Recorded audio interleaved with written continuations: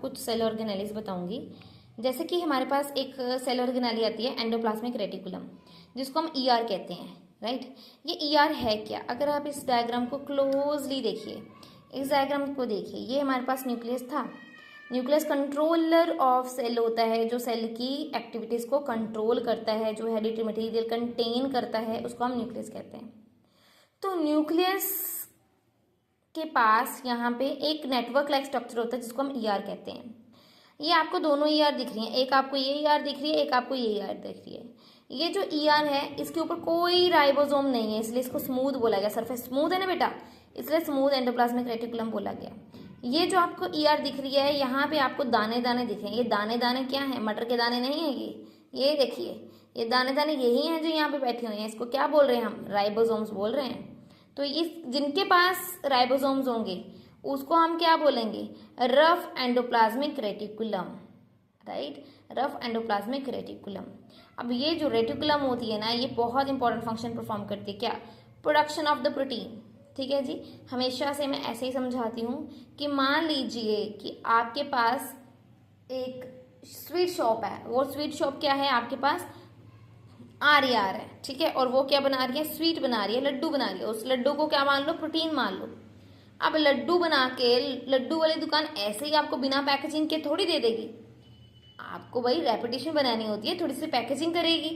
तो आर्या क्या करता है? प्रोटीन की प्रोडक्शन करता है, ठीक है, थोड़ी सी मॉडिफिकेशन कर देता है, ठीक है जी।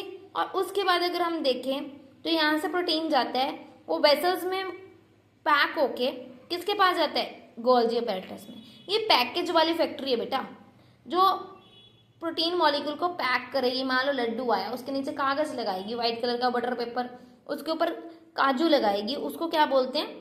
गोल्जी अपैरेटस, ठीक है। उसी तरह से हम बोल सकते हैं कि प्रोटीन के मॉडिफिकेशन एंड पैकेजिंग में कौन रोल प्ले करते हैं? Golgi apparatus. अब बेटा गोल्जी अपैरेटस के बाद हमारे पास क्या आता है? वैक्यूल्स आते हैं, ठीक है। ये कौन सा सेल होगा बेटा जिसमें न्यूक्लियस और ये ऑर्गेनेल्स है? ये यूकैरियोटिक सेल है, इसलिए यहाँ पे वैक्यूल छोटी छोटी होंगी, लेकिन बहुत ज्यादा नंबर में होंगी एज कंपेयर टू प्रोकैरियोट्स। यहाँ पे देखिए बेटा, ये कुछ बनाया मैंने साइड पे। ये क्या बनाया मैंने? वेसल्स विद हाइड्रोलिटिक एंजाइम्स, मतलब कुछ वेसल्स बनी इसमें से जिनके अंदर क्या थे? हाइड्रोलिटिक एंजाइम थे। और उसको क्या कहा गया बेटा? इसको कहा गया लाइसोसोम। क्या कहा गया? लाइसोसोम। ये क्या करते हैं?